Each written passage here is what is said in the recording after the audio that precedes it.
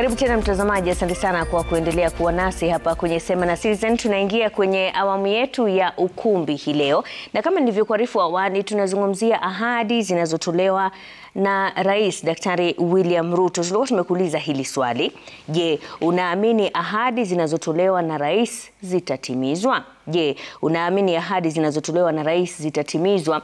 Nambari ya rafa ni 22422 au kupitia mitandao ya kijamii ukitumia alama ya reli Sema na Citizen.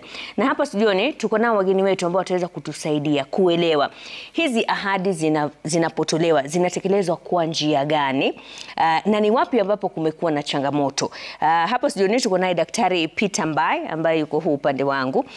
Alikuwa mkuu wa utekelezwaji wa huduma za serikali, lakini hivi majuzi aliweza kujiuzulu kutoka kwa wadhifa huo. Pia tuko naye naibu msemaji wa serikali Bi Mwanaisha Chizuga. Ataweza kutueleza ni kipi ambacho kinakoseka katika jinsi ambavyo mawasiliano yanatoka kwa serikali. Ni kwamba wananchi hawaelewi ama ni serikali haisikizi kile ambacho wananchi wanasema. Pia tuko naye mbunge wa Westlands Tim Wanyonyi. Mheshimiwa Tim Wanyonyi, asante sana kwa kuungana nasi hii leo. Na nitaanza na hilo swali ambalo nimewauliza wananchi. Hizi ahadi zinazotolewa na rais zitatimizwa kwa njia gani? Maana nikiangalia kwa wavuti wa Mzalendo kuhusiana na jinsi ambavyo inafuatiliwa zile ahadi zilizotolewa na serikali, vile ambavyo ahadi zimetekelezwa ni kiasi kidogo sana.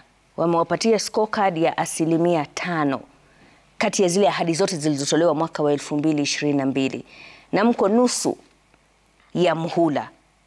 Ni kipi ambacho kimekoseka katika miaka 2.5 ijayo? Je, mtaweza kutekeleza? Tuanze na wewe Mwanaisha. Na shukran sana Kapombe kwa kupata fursa hii. Mimi ni kuhakikishia Wakenya kwamba ahadi tulizoweka tulipochukua hatamu za uongozi miaka 2.5 iliyopita tumezitekeleza katika kiwango kikubwa sana. Na mifano ipo. Yaweza kuwa pengine mifano ile sio kila mtu inamfikia vile anavyotaka, lakini ahadi zinaendelea kutekelezwa. Kumbuka kipindi cha miaka mingapi? 5 natoka nusu ya miaka 2.5. Nitakupatia mfano. Ahadi ya kujenga nyumba za bei nafuu na kuwapatia Wakenya makao. Ahadi zile, baadhi ya nyumba zimekamilika na zingine zinaendelea kujengwa. Ahadi ile haikutoa nyumba peke yake, vile vile imetoa nafasi za ajira. Tulitoa ahadi kwa Wakenya kwamba tutajaribu tuwezavyo kuhakikisha kwamba tunakabiliana na swala la uhaba wa ajira. Ukipita katika site za affordable housing unakuta zaidi ya vijana 120,000 wanaendelea kufanya kazi zile, na kina mama wanafanya biashara zao ndogo ndogo, ikiwemo kusupply vyuma, mawe na kuendelea. Katika ahadi tuliyotoa ya huduma za afya bora kwa wote, tumezindua bima ya SHA. Kumbuka kwa miaka 58 Wakenya walikuwa chini ya mwamvuli wa NHIF. Ilikuwa ni Wakenya chini ya milioni 9 ambao walikuwa wanapata access kwa huduma bora za afya. Katika mpango wa SHA, miezi 7 kutoka tuzindue mpango huo, tumesajili zaidi ya Wakenya milioni 20 katika mpango wa SHA. Na si kusajili peke yake, wanapata huduma za afya za matibabu katika hospitali za kibinafsi na za kiserikali ambao awali ilikuwa huduma ile kwa wengi walikuwa Mwanaisha, niruhusu ni kukosoe kidogo. Ndio Wakenya wengi zaidi wamesajiliwa, lakini wale ambao wanaotoa zile fedha kila mwezi, hiyo idadi bado ni ndogo sana. Na Wakenya wengi wamekuwa kilalamika kwamba hawapati huduma. Kwa hivyo ni vizuri kwamba kuna hiyo mipango na tutazidi kuizungumzia, lakini kuna changamoto. Hatukatai kama kuna changamoto. Hata mbuyu ulianza kama mchicha. Mbuyu ulianza kama mchicha. Ikilinganishwa na miaka 58 ya bima ya NHIF na miezi 7 na hatua tuliofika kujisajili ni moja. Kumbuka kwa muda mrefu sana Wakenya wengi walikuwa hawako katika chini ya mfumo bima yoyote ya matibabu. Kwa mara ya kwanza zaidi ya Wakenya milioni 20 wamejisajili. Kujisajili ni moja. Huduma vile vile, kumbuka masuala ya afya yako devolved. Kwa hivyo kuna sehemu ya serikali. Serikali sisi tunafanya jukumu letu. Ile changamoto za kimitambo tumezirekebisha. Tunaendelea kuzirekebisha. Nitakupatia fursa uweze kuendelea zaidi kidogo tu. Nitakupatia muda. Masuala ya kilimo, umeniambia nielezee ahadi ambazo. Lakini sasa unajua lazima tuende kwa mpangilio. Kwa ufupi tunaomba.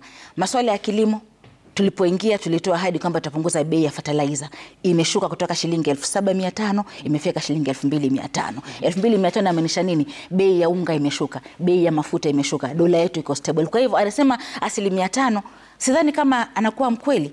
Mgala muue na haki yake mpe. Daktari Mbai, wewe ulikuwa mwandani wa serikali hii kisha ukajiondoa, ni kipi ambacho kilikoseka? Ulihisi kwamba zile huduma ambazo mlikuwa mmeahidi hazitekelezwi ipasavyo? Asante sana. Vile umesema, kazi ama utendakazi haifanyiki tu, inafanyika kwa mpango. Mwananchi ukiona ya kwamba ule mpango hauko, watu hawaupendi, hawautaki, ndio mpango ukue. Kwa sababu mimi ni mtaalamu katika mambo ya utendakazi. Miaka ile nimefanya kazi kwa serikali katika wizara ya viwanda na biashara, katika wizara ya public service, na pia nikakuwa head of GDS. Delivery ni kusema, yani utendakazi ni kusema unaamua utafanya jambo, unaweka mikakati na unahusisha raia ndio wajue unawapangia nini, ndio waangalie vile unaendelea, alafu ndio utekeleze. So tulifanya kazi kubwa sana ya kuweza kupropose ya kwamba kama kabisa tunataka kufanyia wananchi kazi. Kutoka pale tulikuwa manifesto ndio hizi. Unakumbuka Mwanaisha, tukienda kwa ministry zote. Mashirima. Sasa Mwanaisha ni yule ambaye yuko karibu na wewe. Mimi ni Mashirima. Mashirima. Pole, Kiswahili watu wengi sana watu kutoka pwani. No, asiwezi hapana. Kapombe, tukaenda pale tukaambia kila wizara tukue serious kama kweli tunataka kusaidia, kwa sababu wananchi, serikali huwa inachaguliwa kwa kura. Kwa hivyo lazima tu make sure ya kwamba wananchi tuko na wao. Tukaenda pale kwa wizara zote 23 tukaambia semeni ni nini mmefanya na nini mtafanya. Tukaenda pale hiyo mambo yote ikakubaliwa. Wacha nikwambie kutoka wakati ule tukitaka kusema vile utendakazi utafanyika, jambo ya kwanza, uwezi tenda kazi, lazima wananchi tuko tumepropose ile mambo yote mnataka kufanya, wacha wananchi wajue, ndio pia wewe wanafuata ile mnafanya. Leo ukiulizwa ni nini serikali inafuata, hiyo mambo tulikuwa tumesema iwekwe uwazi kwa wananchi wote, watu wote wafuate, ndio waweze kujua ni nini ambao serikali inafanya. Kwa in short, bila mpango hakuna kitu ndio utendakazi from the bruise. Unaamka tu unafanya kama hakuna ule mpango ambao uko, ndio uweze kusema utafanya kazi. Ndio maana unaona mzalendo unawapatia 5%. Mimi kama mtaalamu, kuna ile vitu tulisema lazima ifanywe. Wacha ijulikane. Baada ya kwenda wizara zote 23 tulienda tukaita ripoti pale Naivasha, nakumbuka ile mkutano ambao kulikuwa na ile retreat, right? Tukapresent kwa kabineti yote, rais, watu wote na mawaziri na ma-PSs wote, na tukakubaliana na ikaandikwa ya kwamba hii mambo ndio itafuatwa. Tukaenda tuambia wale mawizara, pigeni signature ya kwamba hizi miradi 217 ndio tumeona ya kwamba ikifanyika itakuwa na umuhimu kwa raia. Kutoka hapo mambo ikaingia kimya. Kutoka hapo tunaona watu wakiwa kwa gari wakizunguka wakisema tumetenga hii, tutafanya hii. Hakuna kutenga mambo hiyo yote bila budget. Hakuna kazi inaweza fanyika bila budget. Na huwezi enda kusema kwanza utafanya ndio ukimbie ukachukue loan ndio uweze kufanya. In short, kwa heshima, baada ya kuona hivyo, ni vizuri kusema kwamba kitu ambayo huwezi fanya na kitu unaona kama haitafanyika, and ya mwisho kabisa, hauwezi fanya utendakazi wa huduma kama watu wamekasirika. Kama you cannot manage politics, kama huwezi manage siasa, hisia za watu zikuwe sawa. Kuna rais mmoja alikuweko na alifanya kazi kubwa sana. Lakini wakati alienda akasema mimi nimewatengenezea rami, nikamwambia hapana, siasa ulishindwa kumanage, kwa hivyo beba rami yako. Watu wengi wamekasirika kwa sababu ya ahadi ambazo hazijafanyika kazi. So kuendelea kufanya ahadi zingine mingi, watu wanaendelea kukasirika zaidi. So hata ile kidogo unaweza fanya watu wahisi. Tuko naye mbunge hapa, Mheshimiwa Tim Wanyonyi. Kuna sehemu kubwa ya bunge ambayo inahakikisha utekelezwaji wa miradi ya serikali. Ni wapi ambapo bunge unaweza kusema imefanya ipasavyo katika utekelezwaji wa hii manifesto ya Kenya Kwanza, hata kabla ya kuingia katika masuala ya ahadi ambazo zimetolewa hivi majuzi? Unajua, sisi katika bunge kazi yetu ni kupitisha sheria. Kazi yetu ni kupatia serikali zile hela wanatakana kutumia kufanya kazi. Na vile vile kuangalia vile hizo pesa zimetumika. Na hizo njia tatu sisi nafikiria tuko sawa, tunatekeleza. Sisi kazi yetu, majukumu zetu ni oversight the government, kuangalia wamefanya ama hawajafanya. Hizi pesa tumepeana, lazima warudishe hizo report. Ndio kwa mfano saa hii wanataka kutoa matarajio ya matumishi ya serikali mwezi wa Juni, the budget. So wako wanafanya hiyo preparation. kabla wafike hapo wataleta report parliament, watuonyeshe zile pesa tuliwapatia ile mwaka iliyopita wamefanyia nini, simefanya kazi ama sijafanya kazi. Na penye imefanya kazi pia Auditor General amekuja akakagua hizo, akaandika report akasema hii ilifanywa hivi ama ikufanywa. Kama kuna pesa zimevujwa mahali, tunasema zimevujwa. Kama kuna pesa kwa mfano zinaenda katika ukaduzi, devolved government, nataka jua kwa nini county government pengine bado sinapika nduru ya kwamba hawajapata hela yao. Na mambo mengi na mengi yanaendelea. Na unajua matarajio ya serikali ni lazima waweke wazi ile pesa wamekusanya kutoka kwa ushuru, ile pesa imeletwa na wale sponsor donors ama whatever partners na vitu zingine hivyo. Ndio wajue ya kwamba wako na pesa ya kutumia. Na mimi sidhani kama rais anaweza toka nje aende asimame atangazie wananchi kitu ambacho hakiko. Kwa hivyo lazima watu wake pia wachukue hiyo accountability. Ministers, if he is announcing about the Ministry of Education, ametangaza ya kwamba atafanya hii na hii katika ile wizara. Wizara ya afya na waziri yako, wizara ya elimu, waziri yako. Lazima huyo waziri pia ajitokeze, ma-PS waseme ya kwamba Mheshimiwa Rais, hapa hatujafanya ama hapa hii kitu imetulemea.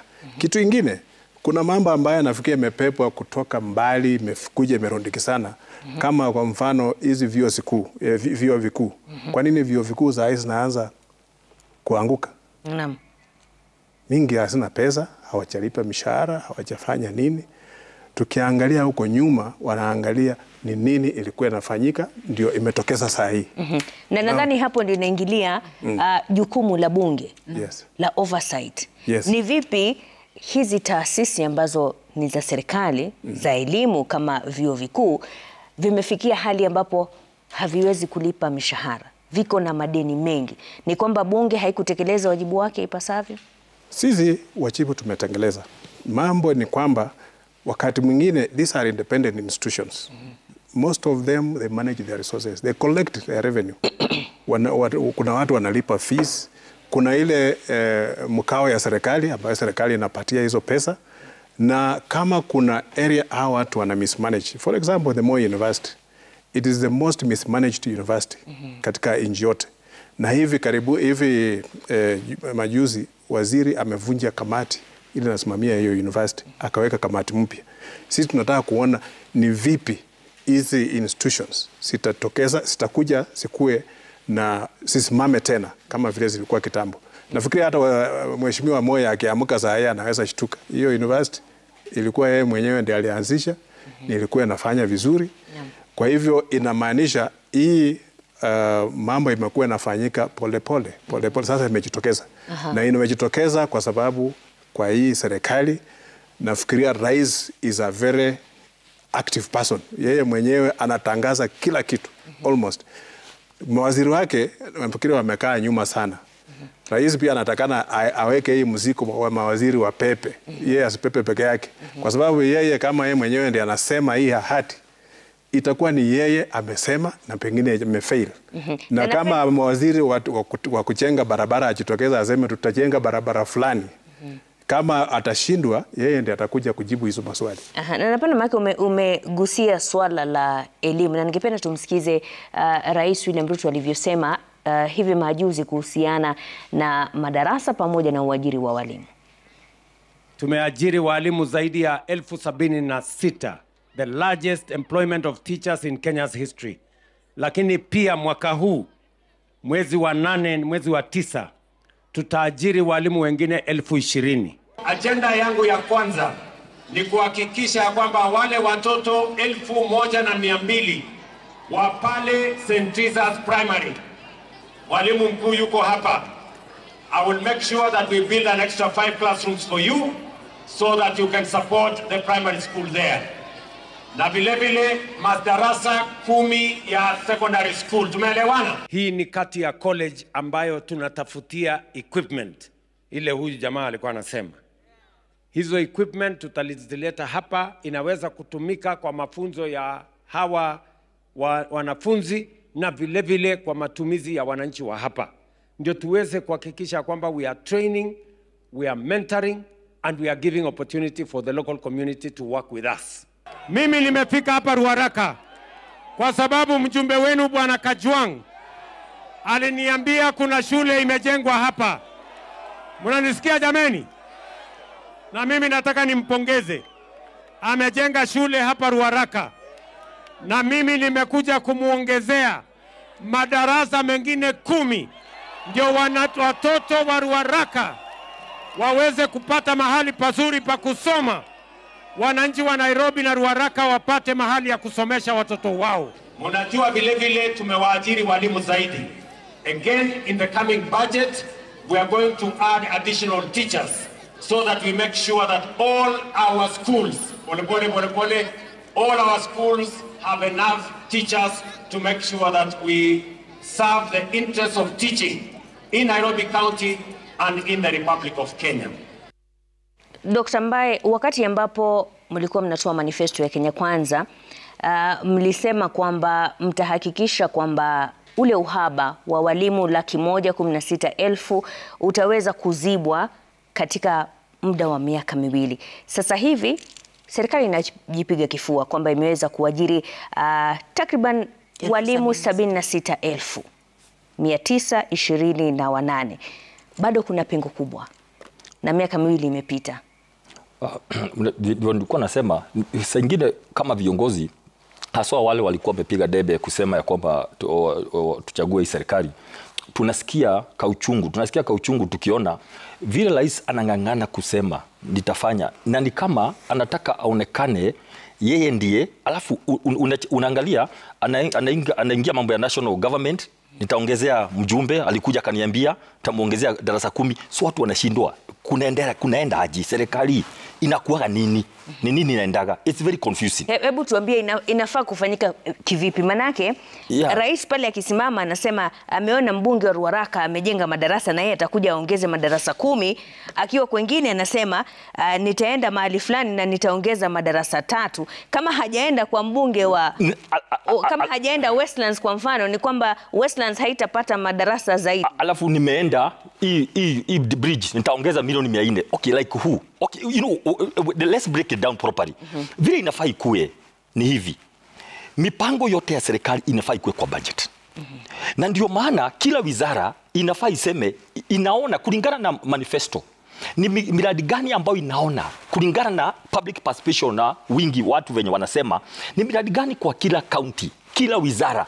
Hivyo ndio kukue na kwamba kuna wizara zote na pia kuna county 47, so that hata kama rais hataenda Turukana si lazima aende, atangaze. It's not a must. Na kikosa kwenda, amepiga hiyo raundi, amefika mahali pengine, hataenda sub county zote. Kuna sub county 290. So vile kunafaa ikuwe ni hivi, ndio watu waelewe kidogo tu vile serikali huwa inafaa ifanye kazi. Ni kwamba bajeti itengenezwe, ipelekwe pale kwa bunge, budget policy statement, alafu the detailed budget ikuje mwezi wa 4, ikiwa na detailed project Kenya mzima ya kwamba wizara zote inafaa ikuwe wizara zote za Kenya zinapatiwa pesa ya taxpayers money. Zinafaa zikuwe na miradi kila pembe ya nchi kulingana na manifesto na public participation na vile watu wanataka. Wacha nikwambie mahali confusion iko sahi. Na proposal ilikuwa hivi. Baada ya hizi miradi, mashirima zinafaa zipelekwe kukuwe na system tulikuwa tumepropose, ziwekwe kwa raia. Wajue, unakumbuka kuna mtu alikuwa amesema corruption inakuaga, mumeweka bilioni 8 ya maji Makueni na watu wa Makueni hawajui ya kwamba kuna pesa imewekwa ya maji. Hapo sasa mtu mmoja tu anajua. Baada ya hizi miradi kwa haraka, wacha raia wajue ya kwamba hizi miradi zote ya kwamba zitafanyika mwaka huu. Ndio raia wenyewe na kukuwe na system ya kwamba unaweza sema nimeona stima zimewekwa zile miti ya stima, lakini nyaya ya stima zile bado haijashikanishwa. Miezi 6 mwaka mmoja imefika. Kukuwe na automatic system ya governance. Sasa wakati kuko sahihi, mambo ya delivery ni hivi. Ya kwamba hakuna mtu anajua, rais anasema anataka kwenda coast kwa mfano, mbunge anaenda na mwambia kabla ukuje kwangu wewe tangaza, wewe niko na shida na pesa yangu imeisha ya CDF. So unashindwa, pesa ya CDF walipatiwa. Sasa ndio hii inakuja, mbunge anasema anataka. Ni kumaanisha, that's why unaona watu wanaanza kusema nataka rais akuje kwetu. It is not fair, it is not right. CDF should do their work. Kwa mfano, nikikuuliza, mashini ya kununua ya kutengeneza chapati milioni 1, pesa itatoka wapi? Sakaja tafuta, mimi nitatoa. It is very confusing to the common man. Even governance experts, watu wenye wanatengeneza sera, is very confusing. We should follow a procedure. Ndio tukikuja hapa tuseme nyumba ilikuwa 250,000 kwa mfano kila mwaka. Hii ni mwaka ya 3. Inafaa ikuwe about 600,000 by now. Saizi ni ngapi? Ni 4,000. Mambo ya SHA watu wamejiandikisha 18. Wale wanalipa ni milioni 4 na ni wale ambao wanakatwa by force. Wale wameajiriwa. Wale wanafanya voluntary, they are very few. Because of what? Unbelievability. Hiyo ni kitu ingine very important in government. Once you go, watu wanakosa kuamini, wanatilia shaka, then kila kitu inaenda ina corrupt. Na mbona Mwanaisha hapo kidogo ni kama hakubaliani na wewe ukisema kwamba ni kama mipango kuna mchanganyiko. Mwanaisha, wewe ndio msemaji wa serikali. Kwa nini rais ndio anaenda akitangaza ilhali ni idara ya msemaji wa serikali inapaswa kutoa haya mawasiliano? Nataka nimkumbushe Daktari Mbai ya kwamba rais ndio kiongozi wa taifa na ni Wakenya wote wakiwemo wabunge. Na yeye ndiye baba wa taifa, kwa sababu hata miradi ya serikali mwisho wa kwisha inaishia kwa wapi? Inaishia kwake. Hata ile account at the end of the day inaishia kwa meza ya rais. Kabla hatujasema kuna mradi huu na huu na mbunge yuko hapa, ndugu yangu Anyunyi, ni kwamba kuna public participation ambayo imekuwa ikifanyika na nyinyi vyombo vya habari mmekuwa mkitangaza. Kabla mradi haujamuliwa kufanywa, unapitiwa bunge, unafanywa bajeti, pesa inawekwa ama inatafutwa kuhakikisha kwamba mradi ule unafanyika. Kwa hivyo ndugu yangu Mbai akiketi hapa akisema mbona rais anasema barabara wapi? Kila eneo nchi hii liko na matarajio na mapendekezo tofauti. Masuala ya ujenzi wa darasa, rais hajakosea. Ujenzi wa darasa ni kina nani? Ni wa mbunge. Na ukimsikiza rais mwenyewe amesemaje, nimeongea na mbunge wenu. Akasema kunahitajika madarasa. Kwa hivyo tutapanga tuone madarasa 5 yatafanya nini? Yatajengwa. Inaaminisha nini? Katika bajeti iliyopita madarasa yale 5 pengine yalikuwa yamewekewa fedha. Kama hajawekewa fedha, baadhi ya mapendekezo ya fedha za mgao wa CDF mwaka huu ambao inazungumziwa kwa sasa ni kwamba ikiwe fedha ya kufanya nini? Ya kujenga yale madarasa. Katika masuala ya kusema tunatoa ahadi ya tutekelezi, Kapombe, mwenye macho haambiwi tazama. Bei ya fertilizer imeshuka. Lakini wacha nikukosoe Mwanaisha, manake nipe fursa Kapombe nizungumze vile wengine wamezungumza wakamaliza, then uta interject nikimaliza. Nijibu yale maswala aliyozungumzia. Maswala barabara, tulipochukua hatamu wa contractor walikuwa hawapo kwenye barabarani maana hawajalipwa fedha zao. Sasa hizo ukitembea barabara nyingi hapa nchini contractors wamerudi barabarani. Maswala ya afya, kweli Wakenya wengi wamejisajili na ni wachache ambao wanalipa. Lakini tunawahimiza Wakenya ya kwamba sio kujisajili tu. Vile vile hakikisheni mnalipa zile premium hata kama ni kwa shilingi 300, maana leo utatibiwa wewe, kesho mwingine atatibiwa. Tuangalia masuala ya, amesema masuala ya rais kutoa ahadi za kutengeneza mtambo wa kutoa chapati milioni 1. Hii Nairobi kuna zaidi ya watoto 300,000 ambao wanatoka katika makao duni, hawana chakula nyumbani. Hii leo rais amesema nitashirikiana na county government katika mpango wao kuletea lishe kwa watoto wale wapate lishe bora. Watoto wengine ile chapati anakuja kula pale ndio chakula cha pekee ambacho tunaweza kula mchana mzima kwa bei ya shilingi 10 kutoka kwa mzazi. Makosa ya wapi kusaidia wazazi watoto wasiojiweza wabakie darasani wasome? Kuna makosa gani? Kuongoza ni ushirikiano. Tusiwe pesa wa kurusha mawe kwamba hii haifai maana rais amesema. Rais hayuko peke yake, yuko na sisi. Serikali sio Rais William Samoei Ruto peke yake, ni mimi Daktari Mbai na mbunge. Yes, rais amesema fedha ipatikane. Tujiulize, sisi kama Wakenya tutapanua vipi mabano ya kucollect fedha kupitia taxes ama loans zingine ili yale malengo ya Wakenya tulioahidi yatekelezwe. Rais alisema kuna uhaba wa walimu na alikubali Daktari Mbai. Leo mwaka wetu wa 2.5 tunaendelea kuajiri walimu zaidi. Mwaka jana ilikuwa ni 76,000 ambao is on record. Ukiangalia utakuta walimu wameajiriwa, tunaongeza wengine 20 kwa manufaa ya nani? Kila mwaka zaidi ya watoto milioni 700,000 wana graduate na wengine wanajiunga na shule. Watasomeshwa na nani tusipowajibika? Najua nyakati ni ngumu Wakenya wenzangu, lakini tushirikiane. Rais ni mmoja tu. Hii ni kwa manufaa ya taifa letu sote. Tulikotoka ni mbali. Shida zilikuwa nyingi lakini we are on track. Tunajua tumefika nyakati ambazo kila mtu anataka mambo haraka. Microwave fanya leo ifanyike. Daktari Mbai amesema lazima bajeti ipitishwe. So rais ametoa ahadi, mbunge yuko hapa. Je, bajeti wanaopanga zile ahadi zilizotolewa inawezekana. Kama haiwezekani, tunaipanga siku zijazo ama fedha zitafutwa. I think sorry Mashirima ni Kwa moja. hivyo amewajibika. Mapendekezo tu katika kipindi cha miaka mingapi? 5. Ni safari. Uongozi si kulala kuamka. It is a journey. You plan. Kuna mingine ni ya haraka, zingine zinachukua muda kufanya nini? Kutekelezwa. Let's be patient and support yale malengo mema ya taifa hili. Kenya maana kwa miaka nenda miaka rudi, Kenya haijawahi kufika pale tumefika hivi sasa. Ukilinganisha na serikali ambazo zimetangulia. Serikali hii ya Kenya Kwanza ni miongoni mwa serikali ambazo kwa mara ya kwanza ile manifesto tulioahidi wa Kenya tunaitekeleza. Of course Kenya tunataka ifanywe kwa haraka. Lakini vile vile Wakenya wajue hela ni kufanya nini? Ni kutafutwa. Zikitafutwa zinapangiliwa na ziko wapi. Sasa kwa hilo unasema kwamba ahadi zinaweza kuweko lakini lazima upatiane muda. Lakini katika ile manifesto yenu mlikuwa mmeeleza. Kwa mfano kama hii ya walimu, it's very clear. Ipo kwamba katika muda wa miaka 2 mlikuwa mmesema mtakuwa mumefunga hilo pengo la walimu 116,000. Lakini ningependa kusikiza kutoka kwa mbunge Wanyonyi, hili swala la rais akisimama mahali aseme kama eneo la Ruaraka nitaongeza madarasa fulani. Hiyo inakujaje kwa bajeti? Na haswa akisema kama by next month. Mnafanya marekebisho gani kama bunge ili kuhakikisha zile ahadi ambazo zinatolewa na serikali ama na rais zinaandamana na zile bajeti ambazo mko nazo bunge? Mimi nikiongelea juu ya hizi ahadi, especially sisi Nairobi. Rais mwaka uliopita ama ule mwaka mwingine alikuwa ameahidi ya kwamba atasaidia sisi katika viongozi wa Nairobi to expand our schools. Na akapromise atatupatia pesa ya kupanua hizo shule zenye ziko saa hii. Na akaahidi ya kwamba atatupatia shilingi bilioni 1 ya kufanya hiyo kazi. Hiyo pesa iliwekwa kwa ile bajeti ambayo iliyopita. Vile rais amekuwa anakuja around, besides promising more classrooms, alikuwa na launch hizo classes zenye alikuwa ametupatia pesa over and above the CDF ya kujenga hizo madarasa.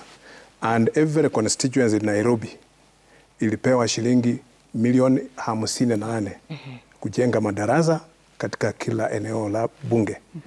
Eneo zote za bunge 17 zilipewa hizo pesa at equal amount.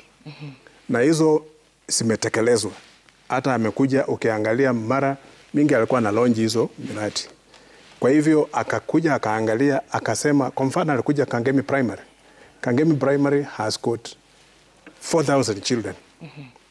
We have a shortage of classrooms of about 30. We have done 15. And he said he will add us more 15. And by the way, kabla tuende kwa hiyo msururu ambayo tulikuwa tunafanya, tulikuwa tunaketi na yeye, tunazungumza, tunamueleza mambo ambayo inafanyika katika eneo zetu za bunge, na yeye anaita mawaziri wale wanahusika, anawauliza ni kipi tunaweza fanya tuongeze ama tupunguze. Kwa hivyo zile vitu alikuwa anatangaza ni zile vitu alikuwa tayari ashaongelea. Na hii pesa saa hii imewekwa katika hii inaitwa bajeti ya mwaka huu ambayo itapitishwa mwezi wa Juni. Kwa hivyo sisi tunatarajia kwamba hiyo itakuja. Lakini vitu zingine, kwa sababu mimi si msemaji wa serikali, msemaji wa serikali ni huyu. Kazi yetu ni kuangalia sinatimizwa ama sitimizwa. Pesa tumepeana imefanywa ama haijafanywa. Na zile ambazo wako na madeni. Kwa mfano, kuna bridge hapa Kangemi. Hiyo barabara, hii highway inachengwa, ilifika somewhere ikakwama. Kabisa. Na hiyo bridge, it connects between one part of Kangemi and the other side. Na watu walikuwa wameathirika mahali pakubwa sana. Mimi nilileta hii mambo kwa bunge, nikauliza waziri akakuja akasema wako na deni kubwa sana kwa ile contractor. They owe him about 7 billion shillings kujenga hiyo barabara, pesa hajalipwa. Kwa hivyo hawezi kupatia mtu mwingine akamaliza hiyo kazi. Lazima huyo contractor mwenyewe arudishwe amalize hiyo kazi. Mimi nikafuatilia, nikatoka kwake, nikaenda kwa rais mwenyewe. Nikamuuliza, Mheshimiwa Rais, hili taraja limekuwa hapa na saa hili linaathiri watu, hata watu wanaanguka wakikufa hapa. Tutafanya nini ili taraja likamilike ilitumike na watu wasikuje waathirike zaidi.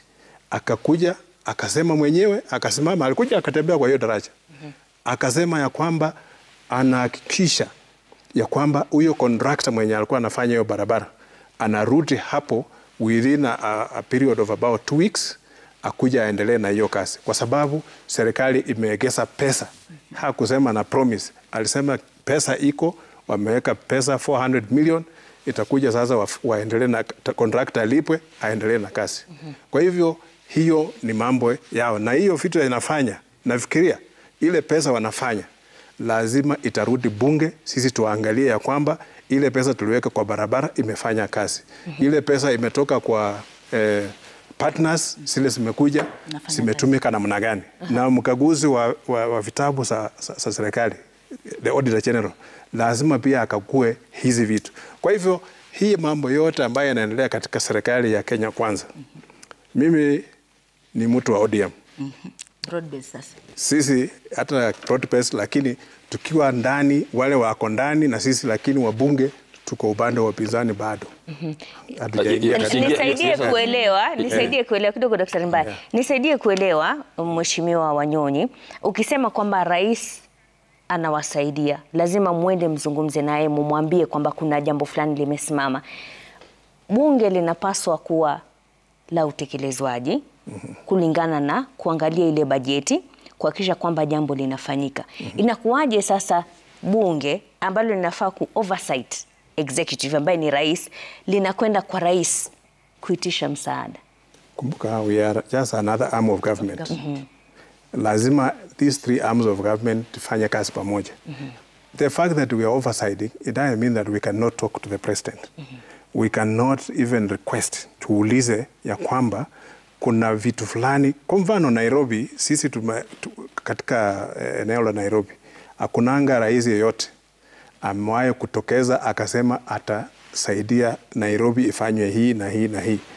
Kwa hivyo sisi akitokeza akasema it will be an affirmative action ya kuhakikisha ya kwamba zile shule zilijengwa na wazungu wa koloni, ndio bado siko, hakuna hata darasa moja ilikuwa imeongezwa.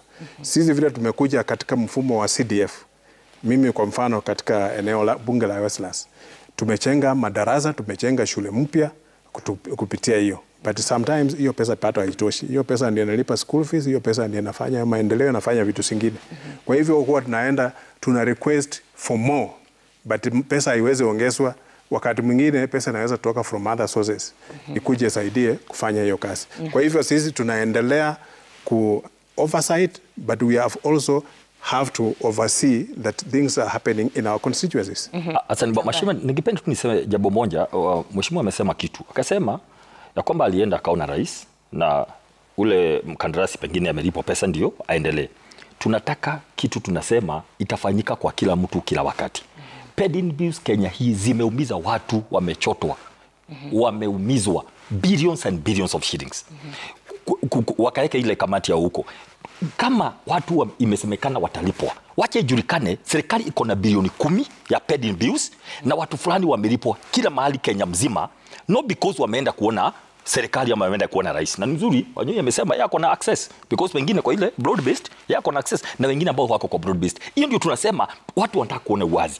Niseme hivi, swali niliuliza ni je, unaamini ahadi zinazotolewa na rais zitatimizwa? Wacha nijaribu kujibu hivi.